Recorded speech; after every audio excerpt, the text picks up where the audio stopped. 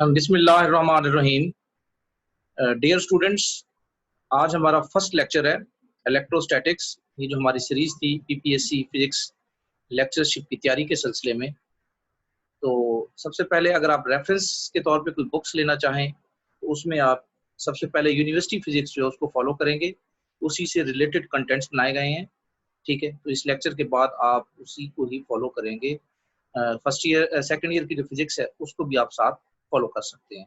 तो हम टाइम ज़ाय किए बगैर इसको हम स्टार्ट करते हैं। जी जनाब, हमने सबसे पहले जो बात करनी है वो है चार्ज की। अब यहाँ पे हमें पता है कि चार्ज एक फंडामेंटल फोर्स है। अगर चार्ज से रिलेटेड हम बात करेंगे इलेक्ट्रिक फोर्स की, तो it is a fundamental force just like gravitational force.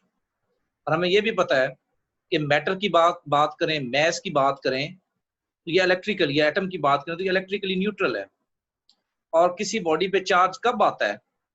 जब उसके अंदर आप इम्बैलेंस इलेक्ट्रिकल चार्ज लेके आए। अब इसका क्या मतलब हुआ और एग्जामिनेशन पॉइंट ऑफ व्यू से हमने किन चीजों को याद रखना है? बहुत सिंपल सी बात है, ये वाली लाइन इसको अंडरस्टैंड करें। For body in the first column is rubbed against a body in the second column, the body in first column will acquire positive charge while that in second column will acquire negative charge। इसका मतलब ये हुआ कि rubbing की वजह से कुछ materials की प्रॉपर्टी ये होती है कि वो इलेक्ट्रॉन्स को रिलीज कर देते हैं। तो नेगेटिव्स को उन्होंने रिलीज कर दिया, वो पॉजिटिव अक्वायर कर लेंगे। और कुछ प्रॉपर्टी, कुछ मटेरियल की प्रॉपर्टी होती है कि रब करने की वजह से वो इलेक्ट्रॉन को गेन कर लेते हैं, उन पे नेगेटिव चार्ज आ जाएगा। तो ये हम कैसे याद रखेंगे? तो यहाँ पे कुछ ये जो एग्जांपल दी गई हैं इनको आपने माइंड में रखना है। सपोज कर लें कि आप ग्लास रॉड को अगर सिल्क रॉड के साथ रब करवाते हैं, तो ग्लास रॉड की एबिलिटी है कि इलेक्ट्रॉन रिलीज करेगा, अक्वायर पॉजिटिव चार्ज, और सिल्क उसी टाइम क्या करेगा? नेगेटिव चार्ज एक्वायर कर लेगा। इसी तरीके से अगर आप कैट स्किन को एबनेट रॉड के साथ अगर आप रब करवाते हैं तो ये पॉजिटिव चार्ज एक्वायर कर लेगा, ये नेगेटिव चार्ज। और अगर वुलन क्लॉथ, यहाँ पे से इस साइड फर्स्ट कॉलम इसी को रखा गया, इधर से अगर एम्बर है, रबर शूज हैं या प्लास्टिक ऑब्जेक्ट्स हैं, इनको रब करवाएंगे तो यहाँ से नजर आ रहा है ये पॉजिटिव चार्ज एक्वायर कर लेगा और ये नेगेटिव चार्ज। तो एटलीस्ट ये 2 या 3 एग्जांपल्स आपके माइंड में होनी चाहिए कि जब चीजों को रब किया जाता है तो कौन सा पॉजिटिव चार्ज एक्वायर कर लेता है, कौन नेगेटिव चार्ज एक्वायर कर लेता है। इसी तरीके से अगर आप पीरियोडिक टेबल के अंदर चले जाए तो शुरू वाले जो ग्रुप हैं, आपको पता है कि उनके साथ इलेक्ट्रॉन जो है ना वो उस तरह बाउंड नहीं होते, तो वहां से वो पॉजिटिव चार्ज एक्वायर कर लेते हैं। ठीक है, फर्स्ट सेकंड थर्ड जहां भी टर्म मेटल आती है उनके पास इलेक्ट्रॉन्स की तादाद भी है और वो लूजली बाउंड इलेक्ट्रॉन्स हैं सिस्टम के साथ, न्यूक्लियस के साथ। तो ये 2-4 चीजें आपने चार्ज से रिलेटेड याद रखनी है। नेक्स्ट पॉइंट है elementary charge. Electric charge is quantised. इसका मतलब ये हुआ कि जैसे आपने जो है ना वो मिल्किंस ऑयल ड्रॉप एक्सपेरिमेंट के अंदर देखा था कि उसमें जो ड्रॉपलेट्स थे उन पे चार्ज आ रहा था, और जब आपने उन चार्ज को मेजर किया, मिलिकन ने मेजर किया, तो वो चार्ज क्वांटाइज था। आपने इसी क्वेश्चन को याद रखना है, Q equals to n e, कि चार्ज की वैल्यू जो है वो मल्टीपल होगी इस वैल्यू के 1.6 10⁻⁻19 कूलम। ये एक इलेक्ट्रॉनिक चार्ज है, कम से कम चार्ज आपका ये होगा। अब कोई भी आप मटेरियल ले लें, ठीक है, जिसपे चार्ज आ रहा है, ठीक है, वो ड्रॉपलेट हो, बाय फ्रिक्शन और मेनी अदर वे, तो आपने ये देखना है कि उस पर चार्ज कितना है, वो मल्टीपल ऑफ ई होना चाहिए। अगर आपके पास मल्टीपल चॉइस क्वेश्चंस आ रहे हैं तो उसमें आपने देखना है कि कौन सा है जो कौन सी वैल्यू हो सकती है और कौन सी वैल्यू नहीं हो सकती। ये देखें, ये 1.6 है, इसको अगर 3 टाइम मल्टीप्लाई करें तो ये 3e वैल्यू कितनी बनेगी? 4.8 10⁻⁻19 कूलम। इसी तरीके से 2e क्या बनेगा? 3.2 10⁻⁻19 कूलम। दरमियान में और वैल्यू नहीं हो सकती, या ये होगी या इसका मल्टीपल होगी। तो किसी भी electric charge is quantized. Any charge can be written as Ne, where N is a positive or negative integer, and E is a constant of nature called elementary charge. ये आपने याद रखना है। इसके अलावा जैसे law of conservation of mass है, law of conservation of energy, इसी तरह electric charge is also conserved.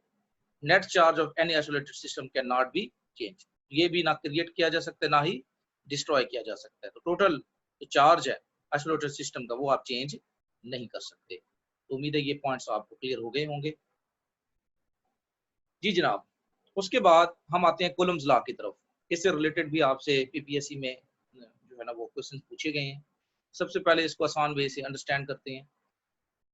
Suppose कर लें आपके पास दो पॉइंट चार्जेस है, एक Q1 है एक Q2 है, और यहाँ पे नजर आ रहा है कि ये दोनों सिमिलर हैं। ठीक है, सिमिलर है तो ये एक दूसरे को रिपेल करेंगे। अभी हम साइन की बात नहीं करेंगे, तो ये पॉजिटिव हैं, दोनों नेगेटिव हैं, पॉजिटिव नेगेटिव में ये आपको पता ही है, अगर दोनों सेम साइन के होंगे तो ये क्या करेंगे, रिपेल करेंगे। अब चार्ल्स कूलम ने क्या किया, उसने कुछ ऑब्जर्वेशन चेक की, उसने कुछ चीजों को चेंज किया। चेंज करने से उसने क्या हासिल किया, अब उसको देखते हैं। उसने ये किया कि सपोज कर लें ये जो चार्ज, फर्स्ट चार्ज है, इसकी वैल्यू को उसने बढ़ा दिया। जब इसकी वैल्यू को उसने बढ़ा दिया, सपोज कर लें कि इसकी वैल्यू को उसने 2 टाइम्स कर दिया, तो उसने ये देखा कि फोर्स जो है ना वो डबल हो गई है। फिर उसने Q1 को चेंज नहीं किया, Q2 को चेंज किया, Q2 को 3 गुना कर दिया, तो उसने ये देखा कि 3 गुना करने से जी 3 गुना करने से फोर्स जो है वो 3 टाइम बढ़ रही है। अब उसने ये किया कि Q1 और Q2 दोनों को बढ़ा दिया, इसको डबल कर दिया, इसको 3 गुना कर दिया। अब वो ये चेक करना चाहता था कि फोर्स कितने गुना बढ़ेगी, तो उसने ये देखा कि फोर्स 6 गुना बढ़ रही है। तो इसका मतलब ये हुआ कि force is proportional to the product of the magnitude of the charges. So simple. अगर इसको 2 रखते हैं, इसको 4 रखते हैं, तो 4 मल्टीप्लाई 2, फोर्स 8 गुना बढ़ जाएगी। तो ये पहला पॉइंट है जो आपने याद रखना है। फिर उसने ये किया कि आपको वो आर जो है डिस्टेंस इनके दरमियान, जब उसने इस डिस्टेंस को डबल किया, चार्जेस दूर हो गए, तो उसने ये देखा कि फोर्स हाफ होने की बजाय 4 गुना कम हो रही है। तो यहाँ से उसकी ऑब्जर्वेशन क्या निकली, force is inversely proportional to r square. तो यहाँ से ये पॉइंट आपने याद रखना है। अब यहाँ पे क्वेश्चन डिफरेंट वे से पूछे जा सकते हैं आपसे। हम आपको ये कहूंगे अगर किसी जगह पे फोर्स इतने गुना बढ़ गई है, आर इतने गुना बढ़ गया है, तो चार्जेस की रेशो प्रोडक्ट की Q1 Q2 है, और बाद में जो रेशियो है वो क्या होगी, तो वहां से भी आप मेजर कर सकते हैं। तो क्वेश्चन जो है वो डिफरेंट वे से पूछा जा सकता है। पहले चीजें आपको क्लियर होनी चाहिए। जी, तो ये कूलम कांस्टेंट है। कूलम कांस्टेंट की वैल्यू लामहला बहुत से स्टूडेंट बार बार इसको करके याद कर चुके हैं। 9 × 10⁻⁹ इसका यूनिट अब यहाँ से निकाल लेंगे। ठीक है, के को यहाँ से अलग करें, FR² divided by Q1 Q2, तो आ जाएगा न्यूटन मीटर स्क्वायर पर कूलम स्क्वायर। ठीक है, और फिर के इक्वल है 1/4 पाई एप्सिलॉन नॉट, एक और कांस्टेंट की इक्वल है। तो उसमें एप्सिलॉन नॉट जो है इसकी वैल्यू है 8.85 10⁻12। अब जो यूनिट आपने के की निकाले उन्हीं को उल्टा करते हैं। जी, अब ये एप्सिलॉन नॉट क्या है, परमिटिविटी ऑफ फ्री स्पेस। इसकी वैल्यू कैसे मेजर की गई है, डिफरेंट वेज हैं। आपने एक फार्मूला पढ़ा होगा, E equals to sigma over epsilon naught. ठीक है, ये बाद में भी आएगा, मैं आपको दिखाऊंगा। तो वहां से अगर आप सिग्मा ओवर E कर लें तो वो एप्सिलॉन नॉट के इक्वल आएगा। इसका मतलब अगर किसी जगह पे आप surface charge density, surface given है, और वहां पे इलेक्ट्रिक फील्ड, उन दोनों की रेशो लेंगे तो वो वैल्यू हमेशा यही निकलेगी। अगर आपके पास मीडियम फ्री स्पेस है, मीन नो मीडियम, तब एप्सिलॉन नॉट की वैल्यू ये निकलेगी। एप्सिलॉन नॉट क्या है, परमिटिविटी ऑफ फ्री स्पेस। इसका मतलब है अगर इन चार्जेस को आप एक मीडियम, एक स्पेस के अंदर रखते हैं, और सपोज कर लें ये चार्जेस ने एक दूसरे को धागों के साथ, सपोज कर लें कि इनके साथ जो फोर्स है जिन्होंने एक दूसरे के साथ जोड़ा हुआ है वो 100 धागे हैं। अगर आप मीडियम चेंज करते हैं, कोई पैरामीटर चेंज नहीं करते, ना Q1 को चेंज करते हैं, ना Q2 को, ना R को, तो वो धागे जो हैं वो कम हो जाएंगे, फोर्स कम हो जाएगी। आपने कोई पैरामीटर चेंज नहीं किया, सिर्फ मीडियम चेंज किया है। दिस इज कॉल्ड परमिटिविटी, कि मीडियम कितना परमिट करता है इस फोर्स को।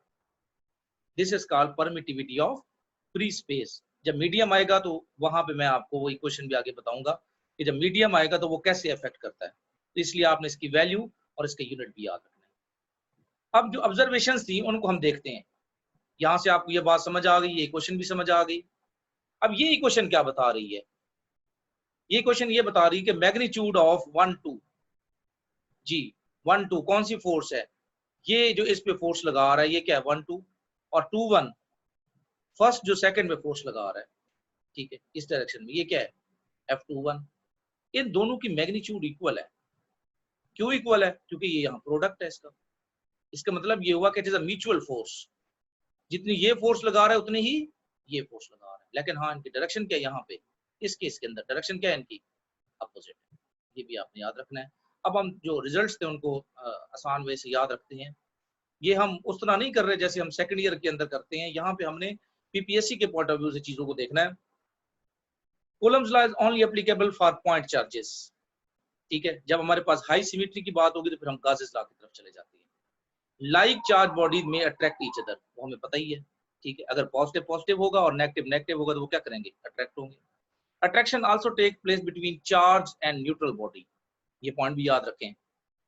Attraction also take place between charge and neutral body by using induction, ये हम बाद में इसको देखेंगे। या आप यूनिवर्सिटी फिजिक्स को अगर ओपन करें तो वहां पे आपको इसका कंसेप्ट भी मिलेगा। Electrostatic force of interaction is conservative in nature. ठीक है, अब कंजर्वेटिव का क्या मतलब है, ये आपने फर्स्ट ईयर के अंदर थोड़ा बहुत इसको देखा होगा कि work done by electrostatic force does not depend upon path, it only depends upon initial and final position. इसका मतलब electrostatic force is a conservative force. आपने कंजर्वेटिव फोर्स की दो डेफिनेशंस की थी, तो उसके अंदर जो वर्क डन है वो पाथ पे डिपेंड नहीं करता। ठीक है, जो भी पाथ जो है ना वो चार्ज एक्वायर करेगा, it depends upon its initial and final position. और अगर आप क्लोज पाथ लेंगे तो वहां वर्क क्या आ जाएगा, जीरो आ जाएगा। इलेक्ट्रिकल पोटेंशियल एनर्जी के साथ इसका क्या ताल्लुक है ये हम बाद में देखेंगे। जी जनाब, ये देखें, ये दो पॉइंट्स इसके पूरे हो गए, इसीलिए अब ये it is a conservative force. Coulomb's law hold good for all distances greater than 10 raised to minus 15 meter. No relativistic variation is found in electric charge. The transfer of charge without mass is not possible. जी जनाब, transfer of charge without mass is not possible, ये बात भी याद रखें। और transfer of mass without charge is possible. जी, mass transfer हो सकता है विदाउट चार्ज, लेकिन चार्ज ट्रांसफर नहीं होगा विदाउट मैस। मैसलेस पार्टिकल जैसे फोटोन नेवर बी चार्ज्ड। अगर हम इंडक्शन की बात करेंगे कि एक न्यूट्रल बॉडी को भी कैसे चार्ज किया जाता है, या उसके अंदर जो है ना वो चार्ज कैसे लेके आया जाता है, तो यहाँ पे बताया कि massless particle never be charge. Charging by induction take place without any loss of charge from the charging body. ठीक है, ये जो इंडक्शन का मेथड है ये आप यूनिवर्सिटी फिजिक्स से वहाँ डायग्राम्स गिवन है, वहां से आप देख सकते हैं। The magnitude of induced charge is always less or equal to the charging body. ये इंडक्शन वाला जो प्रोसेस है वहां से आप देखेंगे। Electrostatic induction does not take place between point charges. ये इंडक्शन के 3 या 4 पॉइंट्स आपने वहां से देखने। अब हम डायरेक्ट आ जाते हैं इस पॉइंट पे। Electrostatic force between two short dipoles of moment P1 and P2 at separation R is G when coaxial and when mutually perpendicular। इसका मतलब अगर एक लाइन के अंदर दो डाइपोल्स हैं तो सबसे पहले डाइपोल को आप जानते हैं, दो पॉजिटिव और नेगेटिव दो चार्जेस हो, मैग्नीट्यूड उनकी इक्वल हो, मैग्नीट्यूड इक्वल होनी चाहिए, और डिस्टेंस उनके दरमियान वेरी स्मॉल और कांस्टेंट होना चाहिए। इसका मतलब है ये डाइपोल यहाँ पे है, अगर उस पर कोई आप अप्लाइड फोर्स अप्लाई करते हैं इलेक्ट्रिक फील्ड की वजह से, अगर वो यहाँ से ट्रांसलेट भी होता है तो उसके दरमियान का जो डिस्टेंस है वो क्या रहना चाहिए, कांस्टेंट रहना चाहिए। Shortest distance, constant distance between two oppositely charges is called dipole. ये एक डाइपोल की डेफिनेशन है।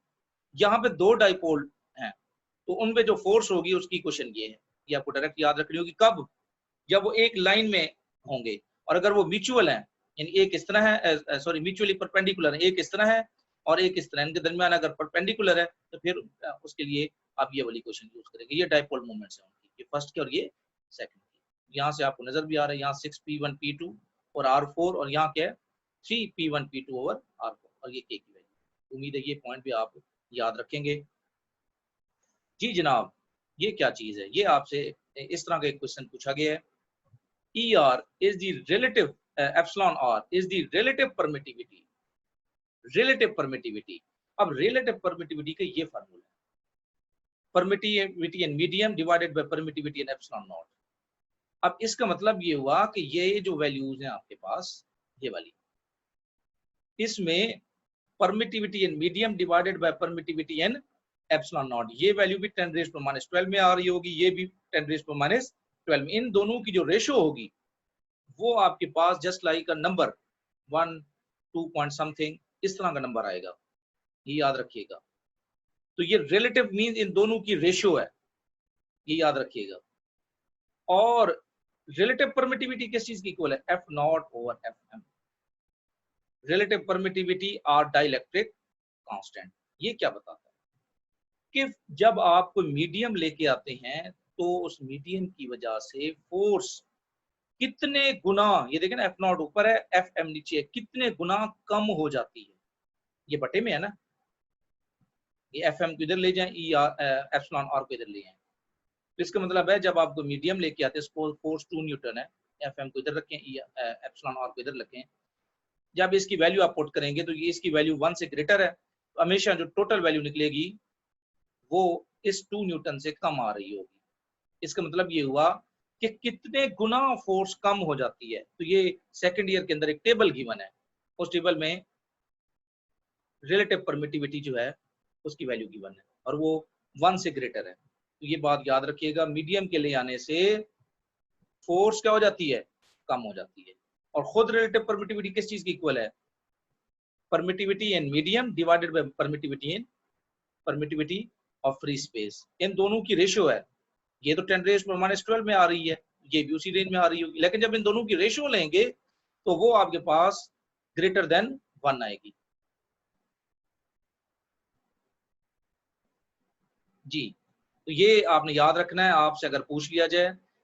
अब यहाँ ये आगे हम एक मैं आपको और टेबल भी बताऊंगा कि डाइलेक्ट्रिक के इंसर्ट होने से कौन कौन से जो आपके इलेक्ट्रिक पैरामीटर्स हैं कौन कौन से चेंज हो जाते हैं। अभी तक यहाँ पे हमने सिर्फ फोर्स की बात की है कि फोर्स क्या हो जाती है, कम हो जाती है। कितनी कम हो जाती है, कितने गुना कम हो जाती है, वो डिपेंड करेगा रिलेटिव परमिटिविटी पे।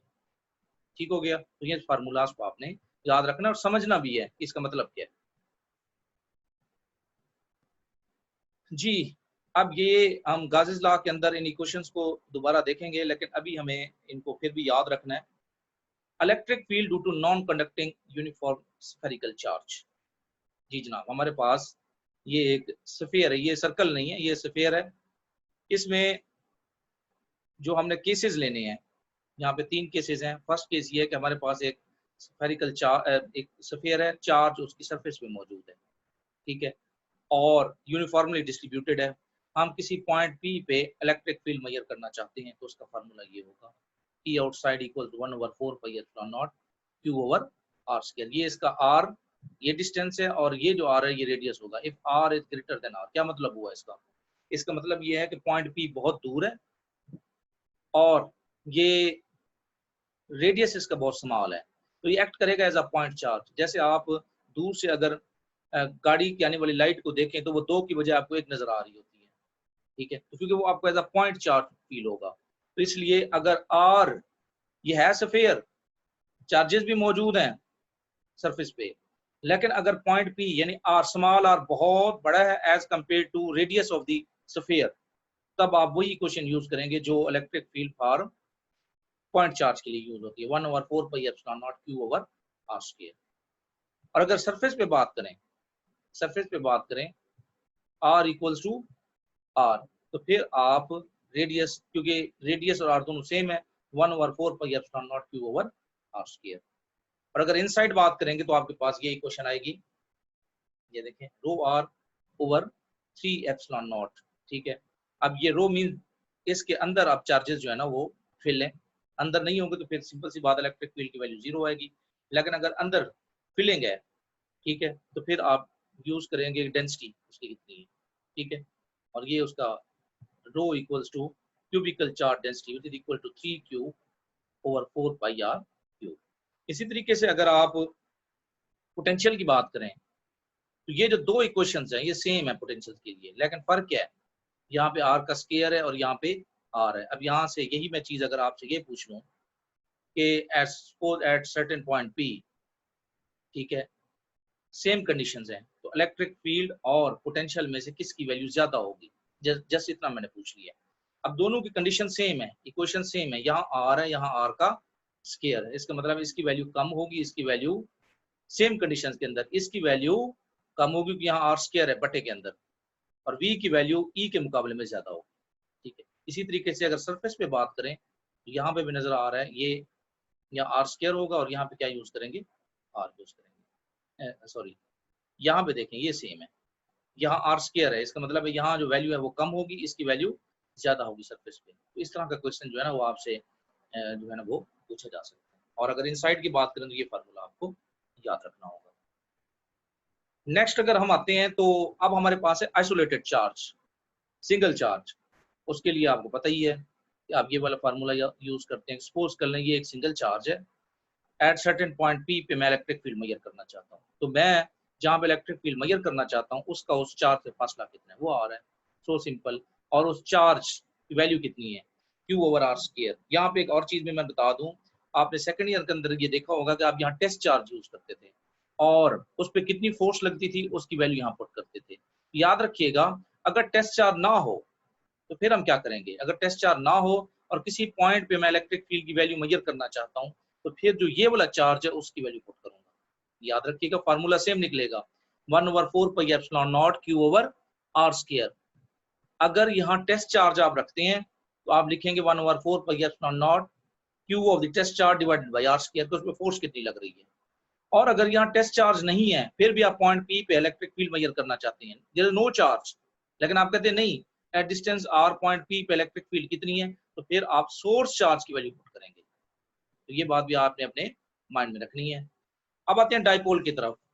डाइपोल की डेफिनेशन में पहले आपको बता चुका हूं कि दो चार्जेस उनके दरमियान कांस्टेंट और शॉर्टेस्ट डिफरेंस, इसको थोड़ा जूम कर लिया इसलिए डिस्टेंस आपको फील हो रहा है। और ये डिस्टेंस कितना है, सपोज कर लें 2a है और मैं इलेक्ट्रिक फील्ड मेजर करना चाहता हूँ एट दिस पॉइंट, और ये जो डिस्टेंस है यहाँ से ये क्या है x है, और एक पॉइंट ये है, इसका जो यहाँ से डिस्टेंस है ये वाला ये कितना है y है। इसका मतलब है एक उसी लाइन के अंदर पॉइंट है और एक परपेंडिकुलर है। अब देखें अगर उस लाइन के अंदर वो पॉइंट मौजूद है जहां मैं इलेक्ट्रिक फील्ड मेजर करना चाहता हूँ तो फार्मूला क्या यूज होगा, ये देखें ये पैरेलल उसने टर्म यूज की है क्योंकि इलेक्ट्रिक फील्ड और डाइपोल मोमेंट यहाँ पे क्या आ रही है, पैरेलल आ रही है। फार्मूला क्या बनेगा 1/4 pi epsilon not 2p over x का cube. p is dipole moment. कैसे मेजर करते हैं, सिंपल आप चार्ज कोई एक चार्ज ले लें क्योंकि वैल्यू दोनों की सेम है, उसको इन दोनों के दरमियान का जो डिस्टेंस है उससे मल्टीप्लाई कर लें, और वो डिस्टेंस क्या है यहाँ पे उसने शो किया हुआ है 2a, इसको d भी कह सकते हैं आप। और अगर यहाँ पे मैं मेजर करना चाहता हूँ तो फिर डिस्टेंस क्या आएगा y आएगा, लेकिन फार्मूला क्या चेंज हो गया, यहाँ पे p यूज होगा। ठीक है 1/4 pi epsilon not p over y cube. अब यहाँ से अगर मैं ये क्वेश्चन पूछ लूँ कि मैं जो x और y है ये दोनों सेम ले लूं, बिकॉज ऑफ दिस डाइपोल किसकी वैल्यू ज्यादा होगी, यहाँ पे देखें यहाँ 2 है तो ये वाला यहाँ पे इलेक्ट्रिक फील्ड की वैल्यू ज्यादा होगी, इधर वैल्यू कम होगी क्योंकि यहाँ 2 एक्स्ट्रा है। यहाँ पे अगर x और y सेम ले लो, इस तरह का क्वेश्चन आपसे पूछा जा सकता है। ठीक है, और अगर दरमियान में लूं ठीक है तो वो यूज एंगल, तो उसके लिए आपको ये फार्मूला थोड़ा सा ध्यान में रख लें। अब आगे आते हैं रिंग ऑफ चार्ज। आपके पास ये एक सिंपल रिंग है, उस चार्ज की डिस्ट्रीब्यूशन मौजूद है एट सर्टेन पॉइंट पी, इसका रेडियस आर है। ठीक है, इस पे जो टोटल चार्ज है वो क्यू है। At certain point P distance x है, वहां पे मैं इलेक्ट्रिक फील्ड मेजर करना चाहता हूँ तो मुझे ये फार्मूला यूज करना होगा। लेकिन यहाँ पे जो इंटरेस्टिंग बात है वो ये है कि अगर इस पॉइंट पी को मैं बहुत दूर ले जाऊं, यानी x को बहुत ज्यादा बढ़ा दूं और उसके मुकाबले में r बहुत स्मॉल हो जाएगा, तो ये ऐसे एक्ट करेगा जैसे पॉइंट चार्ज है। ये दूर से आपको रिंग की बजाय एक पॉइंट चार्ज नजर आएगा, और much much less than x। ठीक है, आप यहाँ से अब r क्योंकि बहुत स्मॉल है x के मुकाबले में, r को यहाँ से आप निगलेक्ट कर दें। जब r निगलेक्ट होगा तो यहाँ x का क्यूब आ जाएगा और ये x और x का क्यूब कैंसिल हो गया, x का स्क्वायर बच जाएगा। तो ये वही क्वेश्चन है तो यहाँ पे आपने यूज की हुई है, जस्ट यहाँ पे r है यहाँ पे x लिख दिया।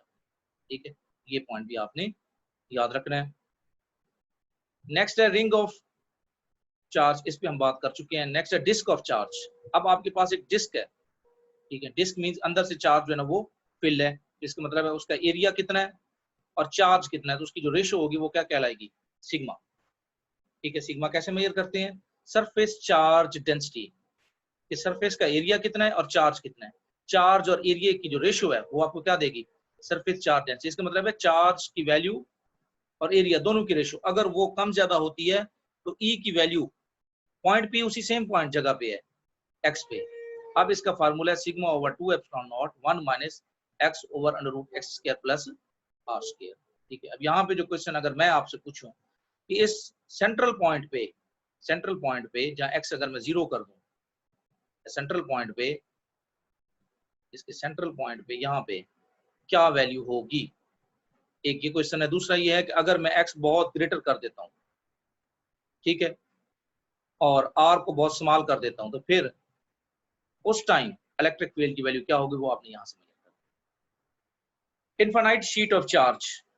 इनफाइनाइट बेसिकली तो ये आप ऐसे समझ लें, ये वैसे गाजेस लॉ के अंदर मैं दोबारा भी करवाऊंगा, मैं एक छोटा सा कंसेप्ट दे देता हूँ।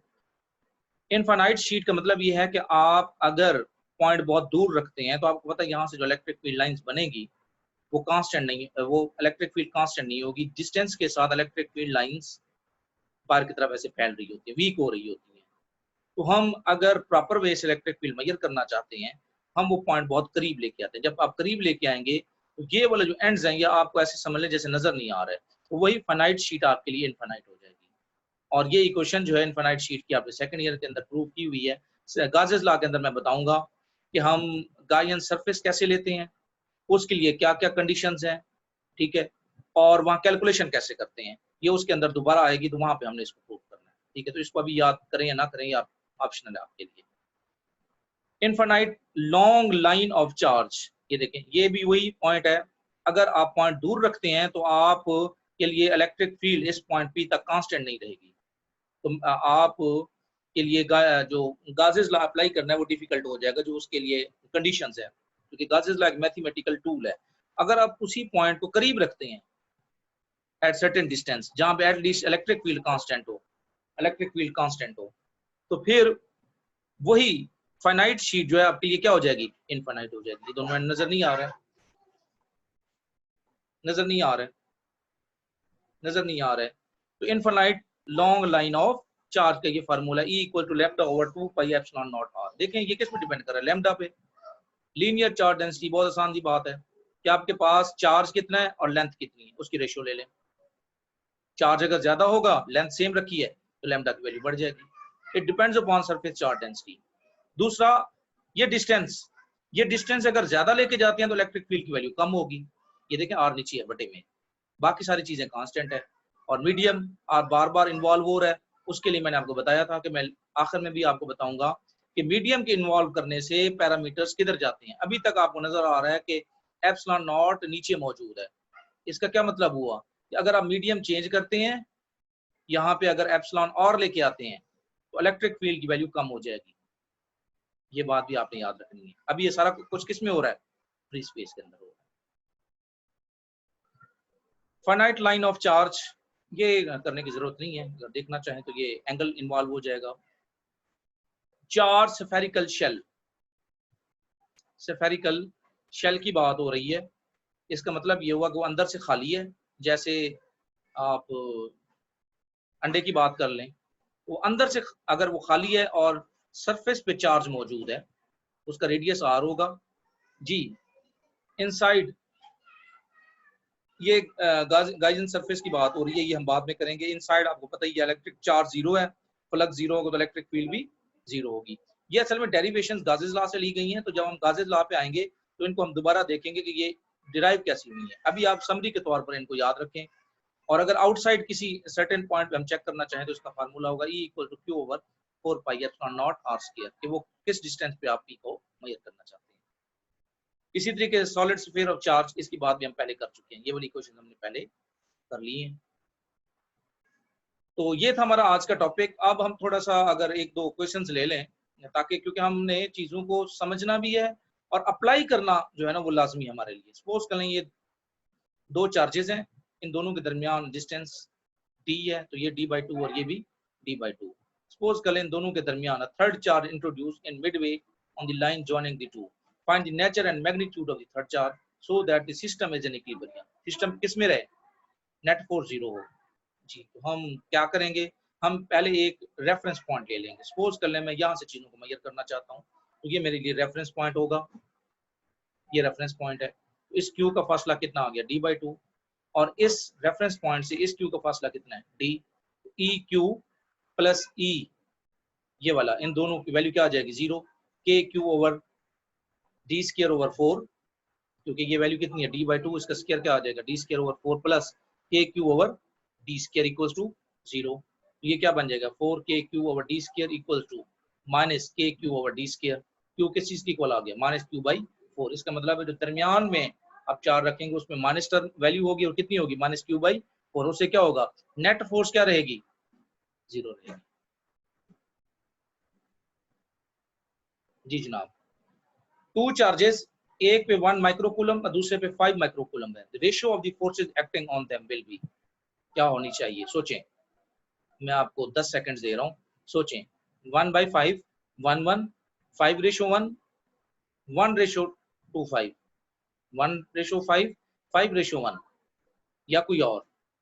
It is a mutual force, और म्यूचुअल फोर्स का मतलब है, मैंने पहले में, लेकिन बाज दफा हम कुछ अल्फाज बोल जाते हैं, आप उन अल्फाज पे थोड़ा सा गौर कर लिया करें। It is a mutual force, इसका मतलब है प्रोडक्ट है 5 मल्टीप्लाइड बाय 1 या 1 मल्टीप्लाइड बाय 5, तो रेशो क्या रहेगी, सेम रहेगी, 1 1। A body can be negatively charged by giving excess of electrons to it। जी, नेगेटिवली चार्ज क्या है, वही होगा जो इलेक्ट्रॉन लेगा। Giving excess of electron to it, removing some electron, अगर इलेक्ट्रॉन रिमूव करते हैं तो उसपे पॉजिटिव आएगा। Give some protons to it, positive लेता है तो उसपे पॉजिटिव आएगा। Removing some neutrons, no problem, क्योंकि इस पे कोई वो नहीं है, कोई इफेक्ट नहीं होगा। गिविंग एक्सेस ऑफ इलेक्ट्रॉन्स, अगर कोई इलेक्ट्रॉन्स लेता है तो उसपे चार्ज क्या आ जाएगा, नेगेटिव आ जाएगा। An electron of mass m and charge e is accelerating from rest through a potential difference v in vacuum, its final speed will be। Electron पे mass m है, चार्ज e है, accelerating from rest through a potential difference of v। इसका मतलब ये एक जो है ना आपके पास चार्ज इलेक्ट्रॉन है, उसको आपने अप्लाइड फील्ड के अंदर रखा। सपोज कर लें यहाँ पे पॉजिटिव प्लेट है, यहाँ पे नेगेटिव प्लेट है, तो ये नेगेटिव प्लेट इसको रिपेल करेगी, एक्सेलरेशन इसको मिलेगा और इसकी वेलोसिटी इंक्रीज हो रही है, ठीक है। तो ये बताएं कि उसकी स्पीड क्या होगी, ये फार्मूला यूज करेंगे क्योंकि उसके अंदर काइनेटिक एनर्जी इन्वॉल्व होगी। तो kinetic energy equals to electrical energy. Electrical energy कैसे मेजर करते हैं, चार्ज को वोल्टेज से मल्टीप्लाई करते हैं। काइनेटिक एनर्जी यहाँ पे क्या आ जाएगी, half m v square equals to e, ये वी मैंने मोड़ के लिखा है, ये वोल्टेज को शो कर रहा है। अब वहां से किसको अलग करेंगे, वी को अलग करेंगे, तो आप देखेंगे कि कौन सी इक्वेशन बनती है, ठीक है। ये आपके जिम्मे बहुत आसान सी बात है। इस तरह का क्वेश्चन आपसे जो है ना पूछे जाए तो चीजों को आपने कनेक्ट करना है आपस में, ठीक है। आपने यहाँ पे देखा कि मीडियम का क्या इन्वॉल्वमेंट है, चीजों को अंदर रखते हैं क्या होगा, सरफेस पे रखते हैं क्या होगा, बाहर रखते हैं क्या होगा, बहुत ज्यादा दूर लेके जाएं तो क्या होगा, सेंटर पे रखें तो क्या होगा। ये वो सारी चीजें हैं जहाँ पे आपने यहाँ पे देखा, आपने डाइपोल लिया, अगर उसको पैरेलल रखते हैं तो क्या होगा, अगर उसको परपेंडिकुलर रखते हैं तो क्या होगा, ठीक है। और अगर रिंग ऑफ चार्ज की बात करें, इसको सेंटर पे रखें तो क्या होगा, दूर लेके जाएं तो क्या होगा। इस तरह आपने चीजों को सोचना है। ये आपका जो है ना फर्स्ट लेक्चर था।